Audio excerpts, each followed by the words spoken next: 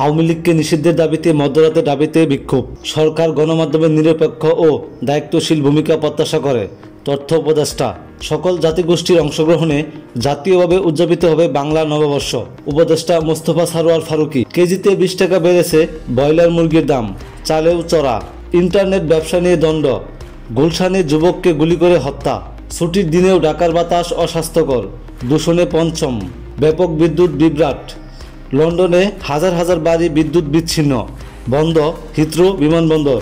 বাসের টিকিটে বাড়তি টাকা আদায়, কাউন্টারম্যান চাইছেন বকশিস। মার্কিন শিক্ষা বিভাগ ভেঙে দিতে নির্বাহী আদেশে স্বাক্ষর ট্রাম্পের। গাজায় নিহত আরও 85, 3 দিনে প্রাণ গেল 600 ফিলিস্তিনির।